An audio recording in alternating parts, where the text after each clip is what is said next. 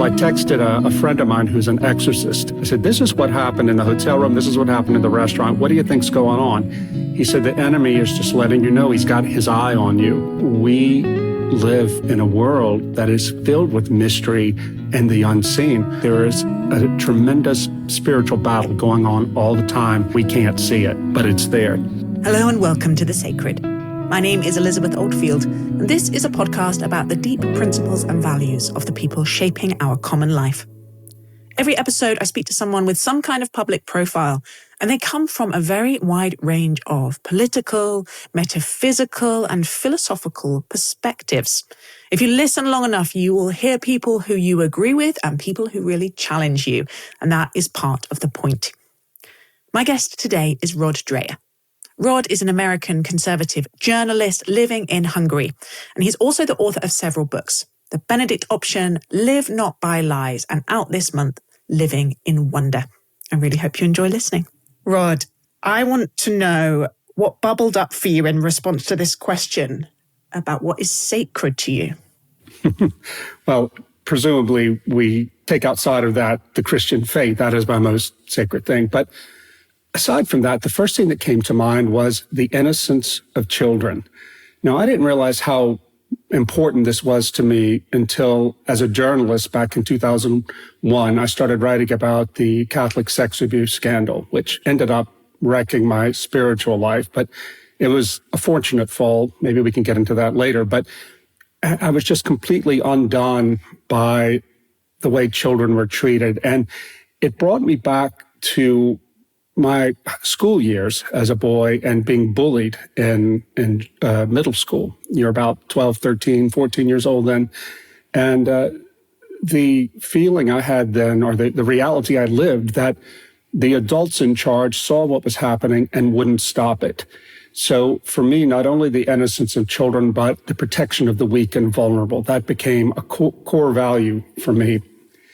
There's also, your question made me think about how much a sense of underlying order and hierarchy is sacred to me. And this, I think, comes from having grown up in the American South. I'm from a small town in South Louisiana. And the home that I did, a very traditional home with a strong father. My dad was very much about hierarchy. And when you say that today, a lot of people think that must be scary. It wasn't. It was comforting.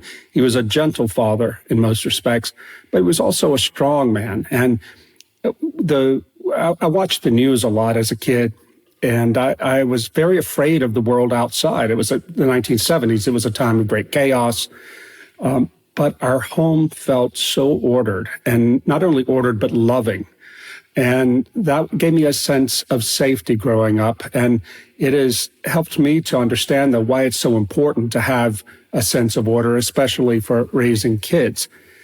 It's also the case that growing up in the South, we are so much more formal than most Americans. So I grew up in a time when, and it's still the case today, when children say to adults, yes, sir, no, ma'am, that sort of thing. People from elsewhere in America think that's bizarre, but for me and for my generation, and I would say probably kids there today, again, it gives you a sense of safety. You know where you stand with people. We had in our town in the mid-'70s, they built a nuclear power plant of all things. And we had a big influx of workers from the North. And they came in, their kids went to our school, flooded our local school. And Elizabeth, these children did not say, yes, sir, yes, ma'am. They called adults by their first name. What? I know. My sister and I, my younger sister, we couldn't even talk about it. It was, if these kids had shown up in our school with bones through their noses, it could not have been more scandalous.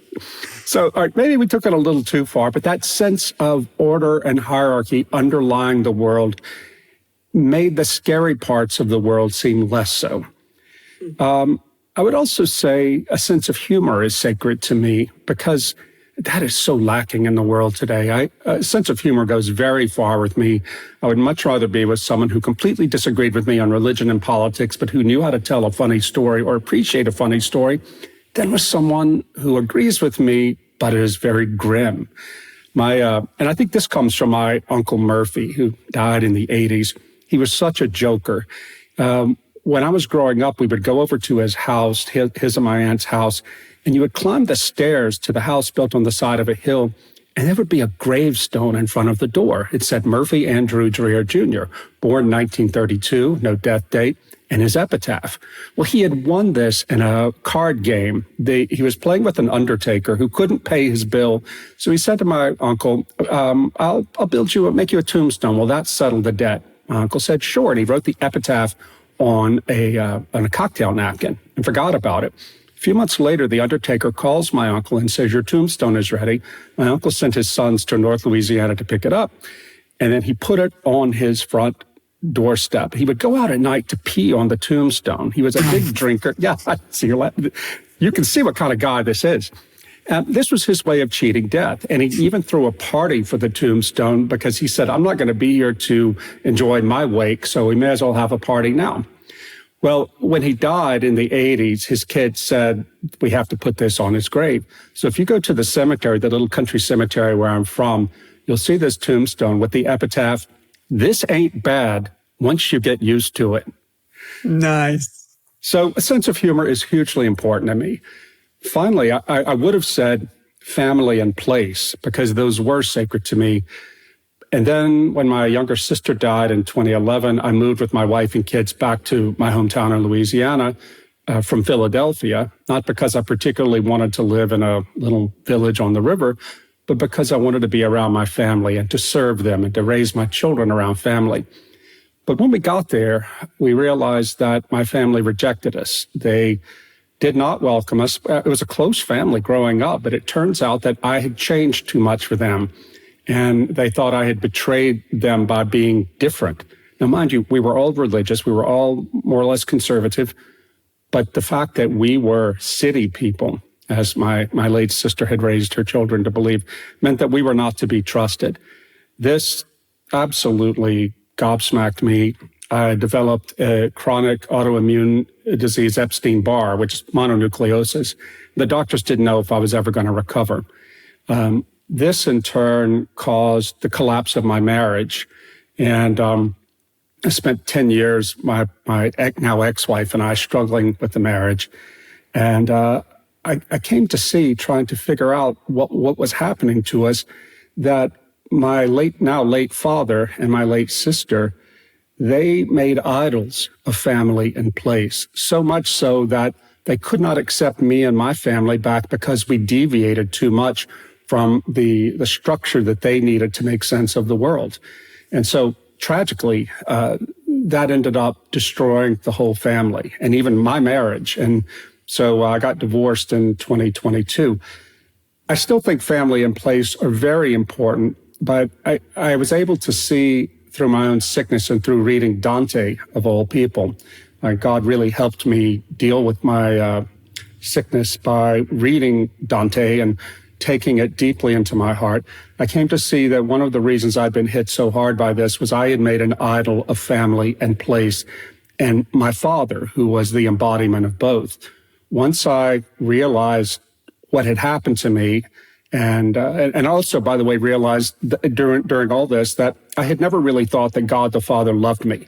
I knew he loved me because he's God the Father, he has to, but I knew he was very disappointed in me.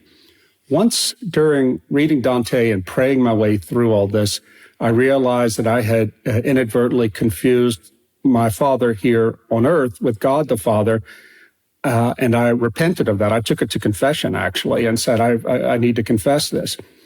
Everything began to change for me, and I was able to accept the love of God because I realized God is not my dad. And there's a happy story here. My dad apologized to me before he died, and I was holding his hand as he died at home. And so that was good. But I bring this up only to say that family and place, I'd made them too sacred. And that was one of the great disasters of my life. I think that's a really helpful insight, Rod, because I ask people what's sacred to them to surface these deep guiding principles that we all have, but we very rarely talk about. And as a way of building our ability to understand each other and have curiosity and empathy towards people who might be coming from very different political or metaphysical worldviews to us, not because I think the sacred is always wholly good, right? It really depends what we choose to live by. Can you think of a time where one of those values has been compromised or challenged, or you've had to use it to guide yourself in your life? Well, I remember taking some years ago. Have you heard of Jonathan Haidt's moral foundations test? Yeah, the taste buds theory thing. It made so much clear to me about the way I had navigated through life. And as it turns out, for listeners and viewers who don't know, Haidt believes that all humans base their worldview, their moral worldview, on a series of intuitions. One of which is harm and care, the idea of how powerful that should be. There is fairness, there's loyalty, there's authority, and there's purity or sanctity. Well, I took this test and I scored way, way over the average on all of them except loyalty, where I was under the average. And I thought that was really interesting. But you know what it did? It made me understand why I reacted the way I did to the Catholic sex abuse scandal. I had been I was a Catholic convert at age 26, very strongly believing Catholic for a long time, or a decade at least, when I had to start writing about the sex abuse scandal as a journalist in New York. And I really thought that as long as I had all of the syllogisms clear in my head, that my faith could withstand anything. But it wasn't true. Being exposed to these stories about the horrific sex crimes against these children and bishops who covered it up and tried to grind families down, Elizabeth, this just pushed all of my buttons on the moral foundations thing, but especially purity and authority. Because for me, as I mentioned earlier, the idea of an underlying moral order in the world that was guaranteed in my own family life by our father, and the idea of sanctity, of purity, particularly of children, that was just overwhelming. And it ended up breaking me as a Catholic. I just talking to people like, I remember this farmer, Horace, I forget his name. He's in Kansas. And his son, Eric Patterson, he killed himself at age 19. And they found out just before he murdered himself that he had been abused by a priest. Turns out there were 5 suicides connected to this same priest in the Diocese of Wichita, Kansas. And the diocese had known about this priest, but just kept moving him around. The priest died in prison a few years ago. But this was the first time I, as a journalist, had encountered something like that. And I remember sitting in my office in New York City with Horace on the phone telling me this story. And I just went numb because I was a new father then. My firstborn, my son, was at home. And I knew that I was in different territory. Well, years go by, and finally by 2005, I was so filled with rage and fear that I couldn't do it anymore as a Catholic. I had lost all sense of belief in the authority of the Catholic Church. And it was like trying to hold on to an iron skillet over a flame, right? And I just couldn't do it anymore. My wife was in the same boat. She came to me crying and said, I feel like for the first time in my life, I'm losing Jesus. She had been raised Southern Baptist in Texas, and she had converted to Catholicism because of me. So we ended up becoming Eastern Orthodox, but I was a very different kind of Orthodox Christian. I don't regret at all my crusade as a journalist to clean the church up, but I had to lessen my respect for authority, for church authority, just so I could hold on to Christ. And so as an Orthodox Christian, I have tried very hard to stay away from the institutional church, except when I have to do it. And I have realized, too, that as a Catholic, I was really intellectually arrogant. That's not the Catholic Church's fault. That's me. And I've realized, don't be that guy. Don't be triumphalist. And instead, spend more time praying and fasting and trying to be a kind person and less time with your head stuck in theology books. Hi, I wondered if I could ask for your help. You may have noticed that we've been doing a lot of work behind the scenes to make this channel more beautiful, more enriching, more thought-provoking, and more life-giving. But 87% of you watching on this channel are not yet subscribed. So I wondered if you would just hit the little subscribe button. It means that you'll get these really thoughtful conversations in your feed, and it will also help other people find us. Thanks very much. I just want to fill in some gaps of your story for listeners who won't be familiar with it, because we've seen this picture of you growing up in Louisiana, being very, polite, deferential to your family and your elders. You've spoken about feeling like a little bit of an outsider there. Not into hunting, a real Europhile, bookish. A lot of listeners will recognize themselves. It's a quite a nerdy audience in a good way. There are people. And this thread of writing, of either writing journalism, investigative journalism, now with your Substack and your books, has been your kind of vocational activity, I guess. How do you think of it? What are you trying to do with it? That's a great question. And I guess I've never sat down and thought about the capital M mission. I just write. I love telling stories. I'm so curious about the world. So I guess that insofar as I have a mission, it is not only to tell stories about the world, but to comprehend the world, to understand the world, and to talk about how we should understand the world, and even, come to think of it, how we should live in an ordered way towards that world.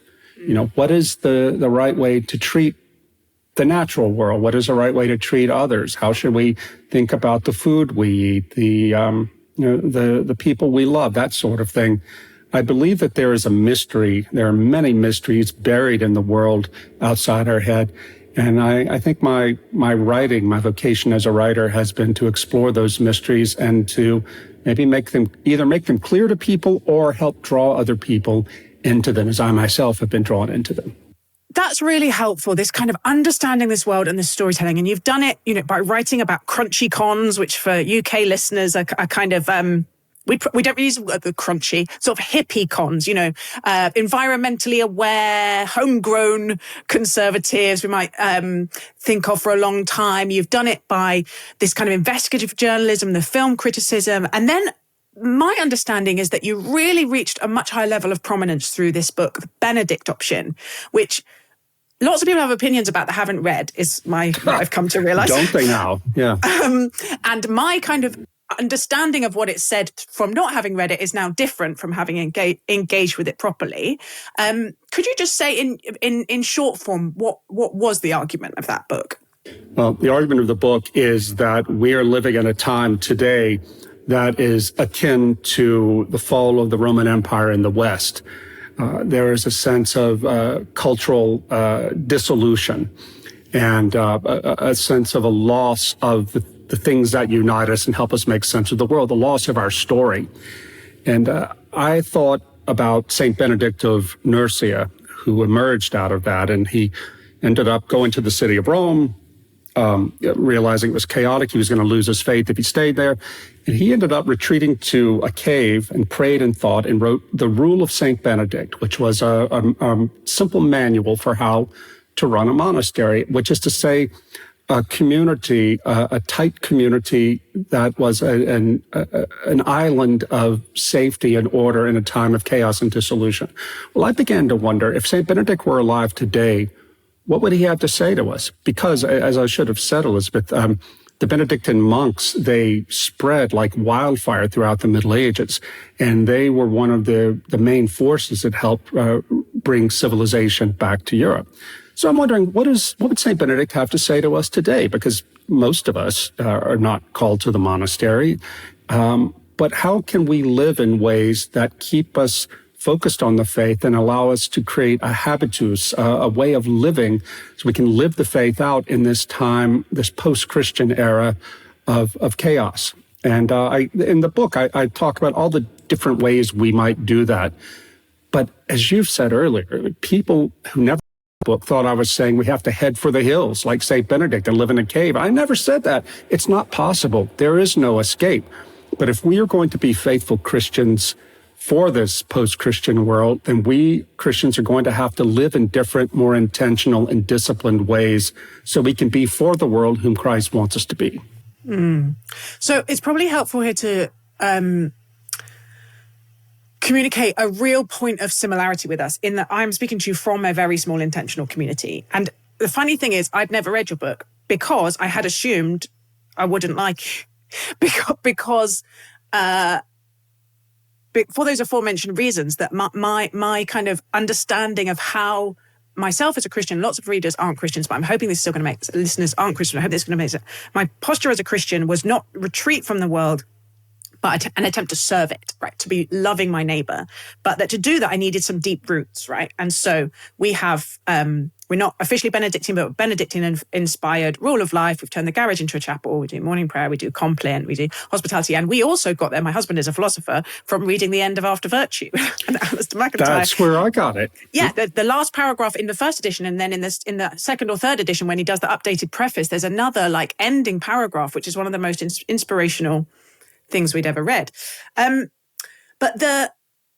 it's been really interesting to me how public conversations work and where we position each other and the stories that we tell about each other. And I guess I wanted to just reflect a bit on one possible just temperamental difference or posture difference about what are these communities for? So we've made ours in the city, and deliberately so, because it felt like the kind of classic, both as Christians or as the more kind of countercultural type commons do, the desire to sort of pull the escape cord and move to rural areas is really strong. And that is some people's charism, right? That is their calling, brilliant. But for me, it felt like the city is, not least the Bible starts in a garden and ends in a city, but that there is something about being amongst our neighbors so that we know their needs, right? So that we have shared vulnerabilities, right? That we have a stake in our civil cloth of where we live. We need the deep roots so that we can maintain our particularity, but then we need this hospitality. We need the open doors. We need to be porous.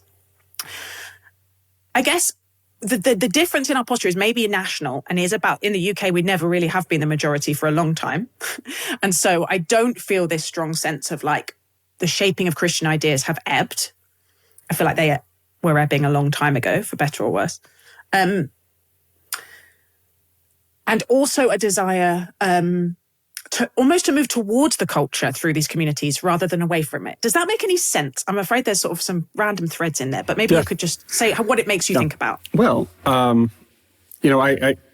one of the things I try to bring out in the Benedict Option book is the idea that not everyone is called to the same thing. I mean, as we've been talking, I was raised in the country, could not wait to get out, and I tried to move back. It didn't work spectacularly. So, insofar as I could live in a Benedict option, it would need to be an urban one. And some people are made that way. Others, like my friend Paul Kingsnorth, I visited him and his wife and kids out in rural Ireland. That was a man who was made for the country because he loves the natural world. Me, that's where the snakes are, and the bugs, and the alligators, and Bigfoot. And so I think that we do have to follow where God calls us and play to our own strengths. At the same time, even living in the country, where I grew up, my parents' house, we had an open door. We were always having people over, cooking for them. My parents were beloved in the community, and I really learned a lot from them about why it's important to cook for people and to have people stay over till after midnight, even on a school night or a work night, if the conversation is good. So that is something that can be with us wherever we live. And oddly enough, the loneliest I've ever been, I have to say, has probably been living in a city. When you realize, especially not so much where I live now, I live in the heart of Budapest, but living in Baton Rouge, Louisiana, in a, sort of in the city, but in a suburban type subdivision where you don't even know your neighbors. So this loneliness is not so much a matter of where we live, but how we choose to live. I do think, and it's important to emphasize, that your attitude towards serving the world, that's what I think of when I think of the Benedict option. Not withdrawing from it, but as you say, it sounds perfect what you're doing. I didn't know this about you until just now. But it's definitely not perfect. No. But I mean, watching it together. No, the idea that we withdraw from the world so we can be Christ for the world in an authentic way. One of the monks in Norcia, St. Benedict's hometown, where there's a monastery that was refounded in the year 2000, one of the Norcia monks said, listen, we have thousands of people who come here as pilgrims. They come for the Mass, they come for spiritual direction, all sorts of things. And we love having them. We want to serve them. But if we don't follow the rule and close our doors and go into prayer and scripture reading and doing our work according to the rule, then we're not going to be able to help them when they come to us with their problems. There's a lot of wisdom there. You know, we look in scripture. Christ would go into the wilderness to pray and fast before he would go out to minister.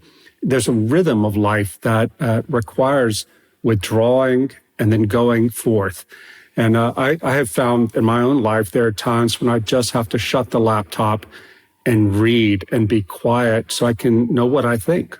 I'd love to hear, you mentioned that you now live in Budapest, and I know that that's part of a longer journey that you've referenced about this conversion to Eastern Orthodoxy. And I'd love to hear both what you think was the kind of deciding factor for you and why we are seeing that path. And maybe there have been quietly always being converts, but it feels like more and more public people, thinkers in the public square, are finding the same thing as you, that this is the spiritual tradition in which they can find their home. What do you think's going on there?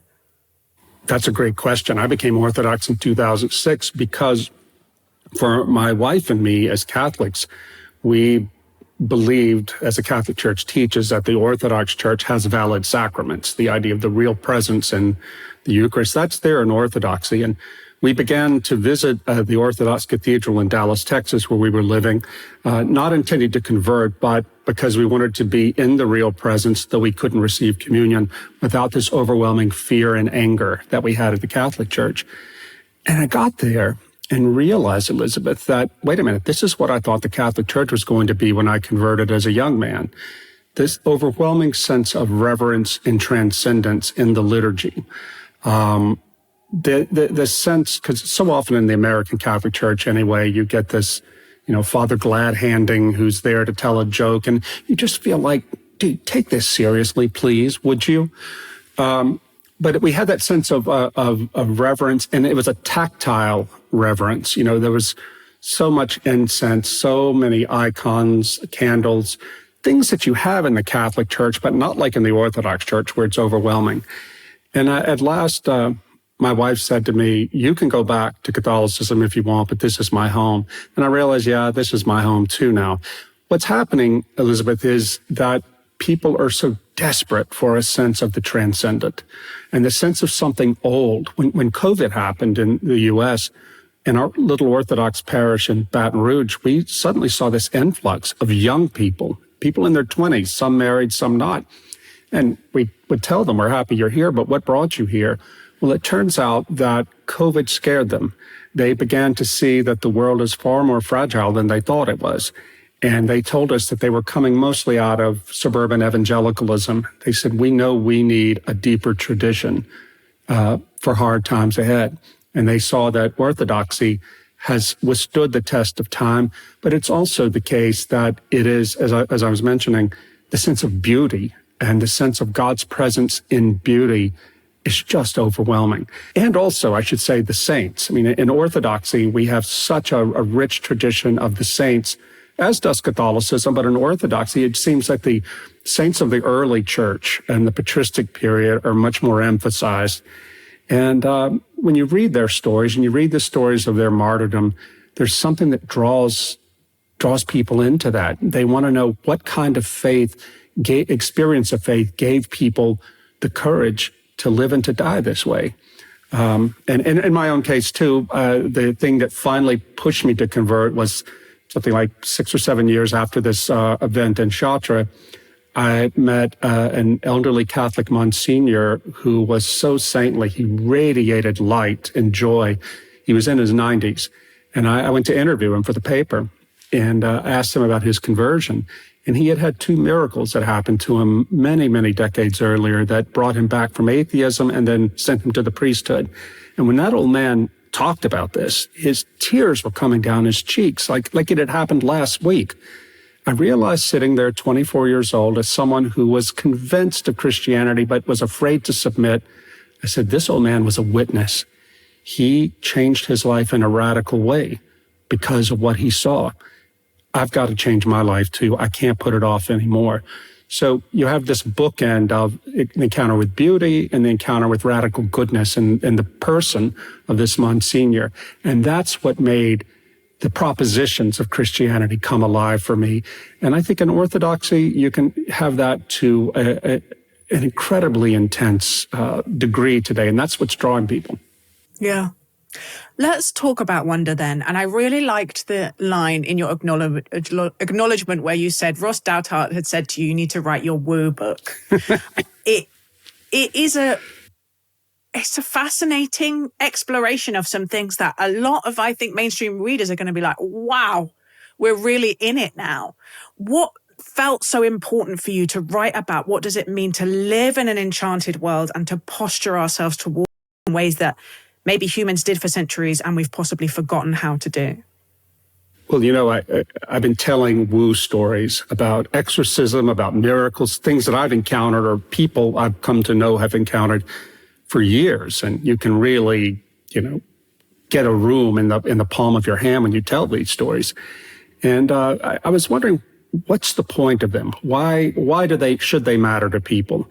And I think they should matter to people because they reveal a hidden order. They reveal that there is transcendence, that the world is not what we think it is. I've lived that way for almost my entire Christian life because I happen to be a weirdo magnet. I attract people who have these stories, but also they've happened to me. I mean, I'll give you a mild example. When I was in Rome for Pope Benedict XVI's funeral a couple of years ago, I was in my hotel room getting ready to go down to St. Peter's Square early the morning for the funeral. I heard this crash behind me, and I whirled around, and my desk chair was sitting in a pile of pipes and fabric. It was not a wooden chair. It was not an old chair, but I noticed that a bolt that it was holding it all together had been sheared in two. I thought, good Lord, but I don't have time to think about it. I've got to get down to St. Peter's. The funeral happened, and I was really angered by the homily Pope Francis gave, which I thought was really disrespectful to Pope Benedict, a man I revere.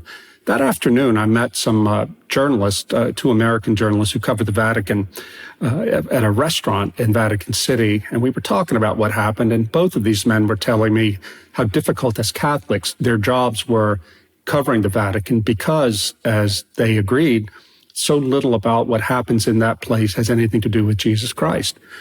Well, then I told them the story about the weird thing that happened in my room that morning. As I told the story, Elizabeth, the unoccupied chair at the table flips over backwards. No one was sitting on it, and everyone just fell silent. Well, I texted a friend of mine who's an exorcist in the Vatican. I said, this is what happened in the hotel room. This is what happened in the restaurant. What do you think's going on? He said, the enemy is just letting you know he's got his eye on you. And that's a small story. I've got some big ones that come out in the book. But it's just a reminder that we live in a world that is filled with mystery and the unseen. There's a story in the book about a Catholic couple I knew, friends from my New York days, who the woman, Emma, I call her in the book, was possessed, and found out she was possessed late in life. It's a long story. I won't get into it here, but I remember asking her, these are Upper East Side people, right? Fancy people. The husband works in finance. They were faithful church-going Catholics, and yet this happened. I remember her husband, Nathan, walking me back to my hotel after I visited them, and she manifested demonically in front of me.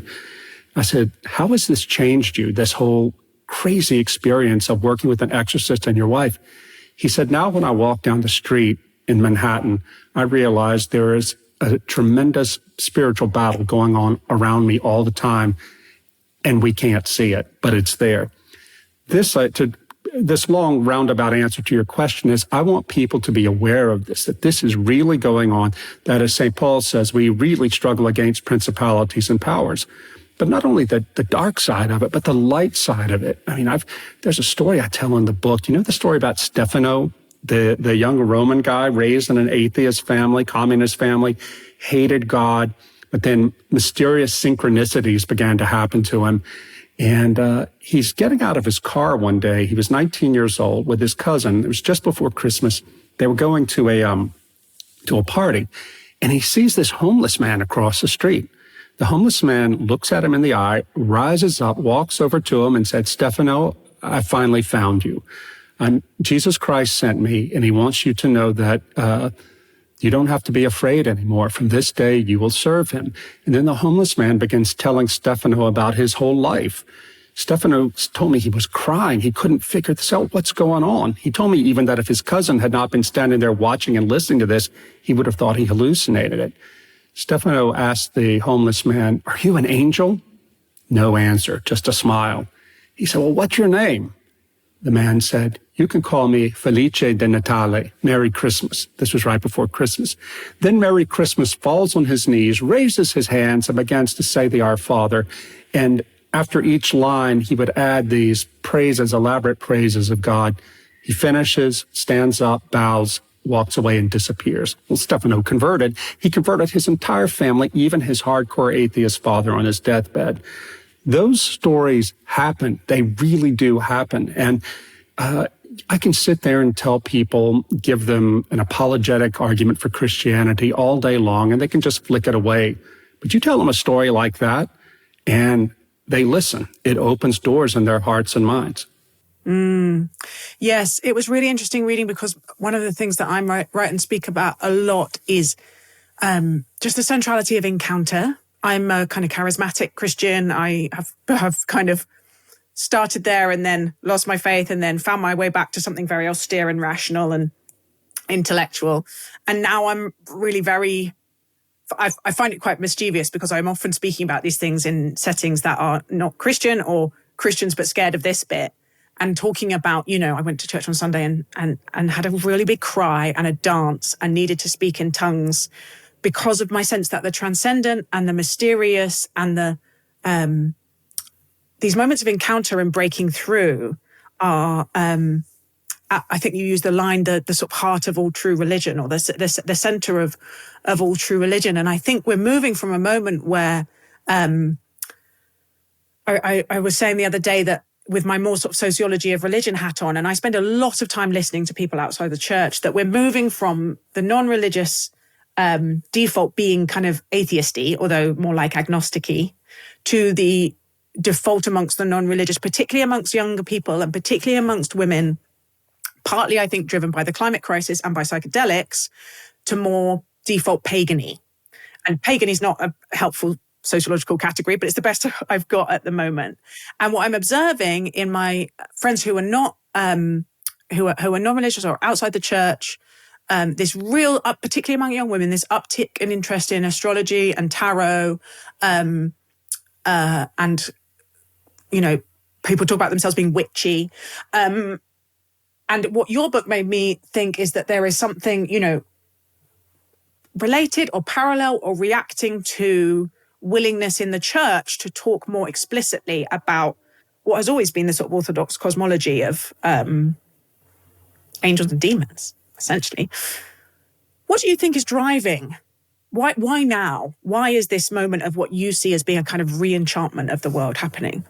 Yeah, as I write in the book, one of the big turning points in this project was when a young Anglican ordinand, Daniel Kim, approached me in Oxford a couple of years ago and told me just what you said. He said to me, your generation, Rod, I'm in my mid-50s, your generation thinks that the new atheism is a default. That's not the case anymore with my generation. He was 27 at the time. And he said just what you did, that they're turning to the occult. Well, I think what they're doing here is, and also Christians, younger Christians in Generation Z, who are turning to the more numinous focused Christian traditions, is they realize that rationalism is not enough. That it's very dry, and moralism is not enough either. I remember back in, 2014, I think it was, I was talking to a sociologist of religion in the U.S., Christian Smith, who's done the most work about the religious lives of younger people. And he was the one who came up with the term that many people know now, moralistic therapeutic deism. And he said, this is a de facto religion of young people in America, whatever their tradition is. And it's a very shallow, weak form of religion that tells you God exists. He wants you to be nice. You only have to call on him when you need something. And you're a good person. Yeah, right. And it's very therapeutic, but it is moralistic too. But it's not Christian, whatever it is. I think, Elizabeth, that people, or a certain number of people, are finally getting fed up with that. And if they can't find a connection to the transcendent, a real connection, not just an idealistic connection, but they can't feel and experience God and the holy in worship and otherwise, then they're going to turn to these pagan religions and even the occult outright that will enable them to do that. As this exorcist in Rome told me, he said, the thing is, when you call on the demonic, it will come. It will destroy you, but it will come. You can have these experiences if you want them. God doesn't work that way. God is real. Sometimes God does send angels to help us or works with us through the miraculous. But God cannot be commanded like, you send up the prayer and then down comes the miracle. It doesn't work that way, but we can connect with God. And I think that whether it's through Pentecostalism or charismatic forms of Catholicism or Anglicanism or through Orthodoxy, the religious traditions that will focus on the weird and the woo and the supernatural, which is there. Look at the Bible, for heaven's sake. That are appealing to people today. I love Tom Holland the other day told Justin Brierley that Christians ought to be leaning into the supernatural because that's the greatest gift you have to give the world today. Thank you. I want to try something, and I need to premise it with, we haven't met in person, although you've been living in my head for weeks, so I feel I'm like so sorry. I hope I've kept a tidy place. I mean, it's been, you've been very polite, very southern. So I speak to people for this podcast from radically different worldviews. And I always start with my kind of two-dimensional semiotic placeholder for them in my head. And then in the research and then in the conversation, that complicates. And so the things that I think I will be in a different place to them sometimes change. I'll find more things in common than I thought. But the point of these kind of conversations is not what you often find in podcast land, is people just talking to people they completely agree with, or people arguing with people they completely disagree with. And I'm trying to do something slightly different, which is seek to understand. And I think the key place where we have some difference is in our political postures, or maybe just our political intuitions. And I want to ground it in, I'm wondering if it's connected to what you said about your sacred values. And the first two, which were the protection of the vulnerable, and then order and hierarchy. And so the key thing, I'd love you to try and help me understand, and I really need to know it's not adversarial. I really want to understand. That's fine. Yeah. I'm curious, let's narrow it down to, and I was listening to you talking about Andrew Sullivan. I know that you're not planning to vote for Trump in any simple way where you think he's a good guy, but that it's a kind of pragmatic decision. But that's where you're headed politically with him. And then writing about Viktor Orban and his approach to immigration and some of the things going on in Hungary. My political theology is complicated. I don't know what I am. I thought I was a post-liberal, but now I just don't believe you can be able to be post anything. So I'm just an accumulation of everything. Call Mary Harrington. She'll get you sorted. Thanks. Yeah, I've spoken to her too. She's so interesting. But I know that one of my key kind of bricks in my political theology is the quartet of the vulnerable from Brueggemann. This leitmotif in the Hebrew Bible, the poor, the widow, the orphan, and the alien and the stranger. And so what I react to in both Trump and Orban is a sense that their posture towards the vulnerable, I can't see it as connected to where my faith is coming from. So given we're starting from the same premises, I'd love to just hear more about that bit of your political intuitions, your worldview, how it connects to your faith. That's my question. I should start out by making clear to your listeners, I am going to vote for Trump, but I'm not doing it with any confidence in Trump. I don't think he's a good man. I think he's a destructive man, but I think he represents lesser destruction than the Democratic Party does. But I write about politics, but I have no faith in politics anymore. I'm much more interested in religion and culture. About if you're talking about the vulnerable, I'm presuming you mean immigrants, right? Is that what you so mostly? Of those four, that one that's the alien and the stranger is what I think about in that one, yeah. Yeah, well, I should preface this too by saying that my kind of conservatism doesn't really jive with mainstream American conservatism, which is more like right-wing liberalism in the sense the free market and all that. My conservatism has always been more European, more Catholic influence, in the sense that I believe the good society is a society that makes, as Peter Maurin said, makes it easy to be good, and that serves the family, helping the family get along. And that's the kind of thing the changes I would like to see happen in the Republican Party in the U.S. But about the migrant thing, we can't have an ordered community if we can't control who comes in to that community. Here in Budapest, Hungary is often criticized for having a very strict anti-migrant policy.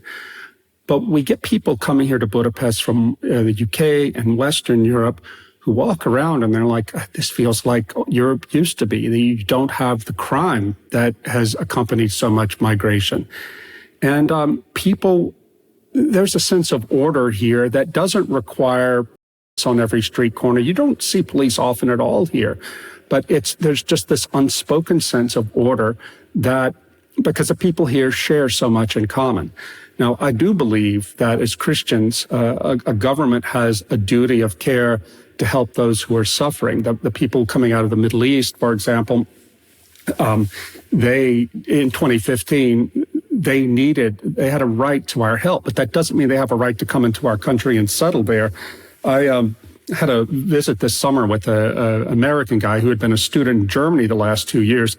He said, it's so striking here in Budapest to see women walking alone in the street, even late at night, and they're safe. He said, that doesn't happen in Germany. And I said, why doesn't it? Well, migration. And a lot of these men come from cultures that are very aggressive towards women. Well, who is the vulnerable in this case? Aren't women vulnerable? The women who actually live there? That's where I come from. I don't believe at all in cruelty to migrants, but I don't believe that we should be so open to migrants that we neglect to protect the people who are actually our neighbors today. That's where that comes from. But the demonization of migrants as, subhuman, of course, that's evil, and I would never support that. Thank you. That really helps me understand. And maybe trying to tie together some of these themes. What would it mean, as we look at your kind of the crunchy con stuff and the Benedict option, and then this real beautiful call towards enchantment and living in wonder. What is your hope for how Christians might engage in public in these times where we're so divided and so quick to assume the worst of each other, quick to hate each other, quick to move away from each other rather than towards each other? Oh, you ask the hard questions.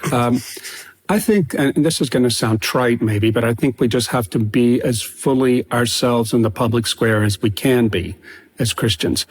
One of the things I learned from doing Live Not by Lies, which is a book about the people who came to the West to escape Soviet communism, are now, amid the Great Awakening, starting to see some of the things they ran away from rising in a very different key in the West. In other words, you have to be afraid of what you say, you could have your life ruined, and so forth. Well, I wrote a book to explore what they meant by that, but also the second half of that book was about traveling throughout the former Soviet bloc, asking Christians who stayed behind, how should we then live? And one of the key thing I found is you have to be willing to suffer publicly. Why is that? Because that's how you prove what your faith is. I remember talking to this woman, Kamila Bendova, in Prague. She and her late husband, Václav, were the only Christians in the inner circle of Václav Havel and the other top dissidents.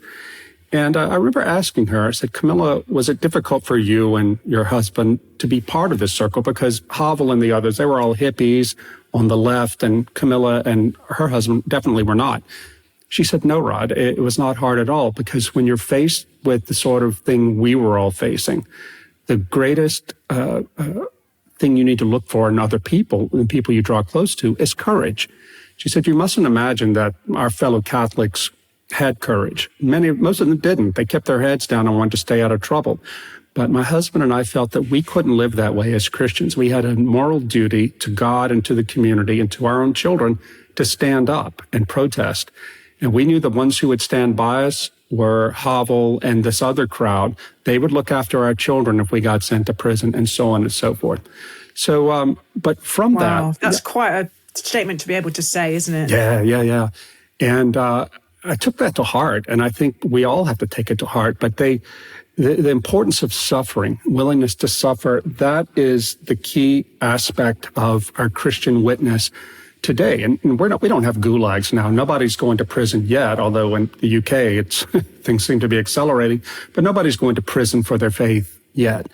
Nevertheless, it's hard to stand in the public squares, I speak metaphorically, and to proclaim your Christian faith, especially in ways that conflict with what the broader culture believes.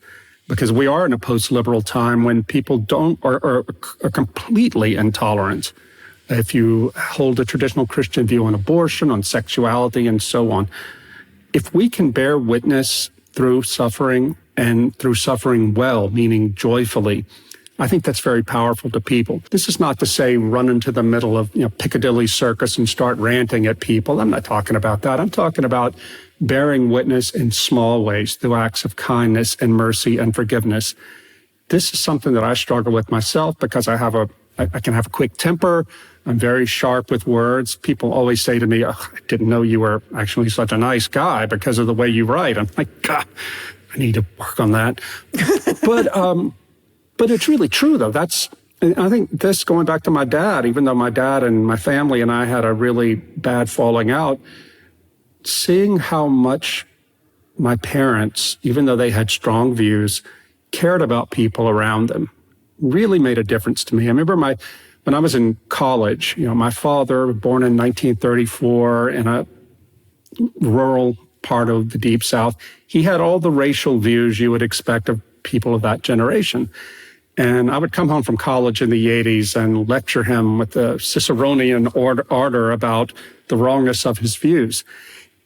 The thing is, it occurred to me later, is that I held all of the quote-unquote correct views about race, but I never lifted a finger to help an actual black person.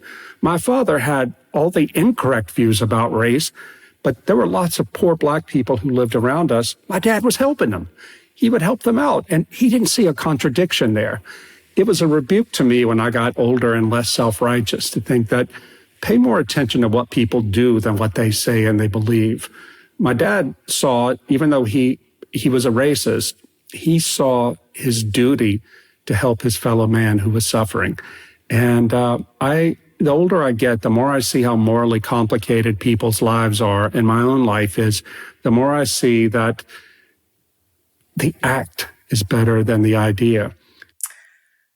There's so much more we could dig into, but I want to honor your time today. So, Rod Dreher, thank you so much for speaking to me for the sacred. It was a great pleasure. Thank you so much. Okay, my first reflection is how jolly and friendly Rod was. And various people had warned me of this, that the persona that you get on the page is very different from the persona from the person when you meet them. Because I'm sure Rod would be the first one to say this. In fact, I've heard him say it, that his writing is often quite melancholic and sometimes quite chippy. And as you have heard, that's not how he presents in person when you encounter him. And honestly, that's just lovely, right? It's much easier to build a connection with someone who's showing up with that kind of friendly and open energy. My second reflection is around this re-enchantment of the world, which is the argument of lost in wonder. Living in wonder. And, I've also heard Rod use this phrase, the old gods are rising. And there is this sense in this book, this argument that the unseen, which was just not part of the social imaginary of the last century or so, at least, is coming back into focus. And he's right in describing it as his woo book. And bear in mind, I'm someone who's pretty comfortable with the transcendent and with some of these themes. I'm far from being a kind of skeptical materialist rationalist. However, even for me, some of it's quite challenging, right? He has a whole chapter on aliens and how what might be the relationship between aliens and the demonic, and another one on AI and what might be the kind of spiritual element of AI, which is not something I'd ever thought about. Never really thought about aliens either. And a lot on exorcisms and this, what is really a kind of orthodox cosmology within my faith and the norm for many centuries, but is still an area that I think a lot of us just don't know quite how to handle. And it contrasted obviously with speaking to an earlier guest in this series, Dr. Kate Thomas, who also is very, speaks in the language of the unseen, of kind of forces at work, and her frame is much more about magic. So it's been really interesting kind of, as I'm prepping for both of these interviews, to be living in this sense of like, oh, there is possibly a sort of re-enchantment happening. And in some ways, we might find we've bitten off more than we can chew. Like those of us who've sort of longed for a re-enchanted world, I think there's complex things to be thinking about. And I'm also left thinking about what is the line actually between magic and prayer? Because, I mean, some place in the book, Rod explicitly frames it like that, like the priest had stronger magic than, whatever these kind of evil spirits they were trying to counter were. And one of the interests that we have in common that we talked about was monasticism as a way of building these morally formative and resilient communities of mutual care that can love their neighbours. And as part of our monastic practice in our house, we pray Compline. And Compline is it's the lullaby of the liturgy. It's this short night prayer before bed. And I've been reading a book by Patrick Leigh Moore called A Time of Great Silence, sort of one of the great pieces of travel writing written in the mid-20th century. And he is, I don't think, or at that point at all, a Christian, but goes to stay in these ancient monasteries and writes about them. This is what he writes about Compline. Compline, the office that finishes the monastic day, belongs more than any of them to the world of the medieval church. Only one lamp is lighted, enough for the monk who reads aloud from the rule of St. Benedict.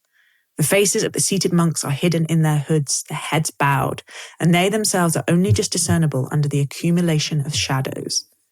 The whole service is a kind of precautionary exorcism of the terrors of the night, a warding off of the powers of darkness, each word throwing up a barrier or shooting home a bolt against the prowling regions of the evil one.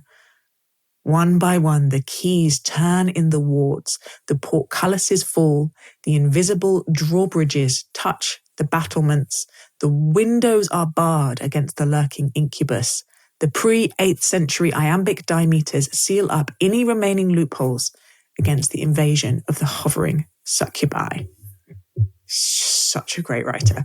And it really made me see how when we're praying Compline, that honestly it feels like that's part of what we're doing. Like, my dear ones, O Lord, bless thou and keep in every place when they are. We're praying a blessing which feels honestly a bit like a spell of protection over my children, right? Around our household and community. And Patrick Lee's form are kind of like each prayer is a portcullis dropping around the household. It's making me quite emotional, which is interesting. Yeah, that sense of it comes out of a time that was stranger than us. That, I'm just left with really pondering the way I've been living in these things in this series.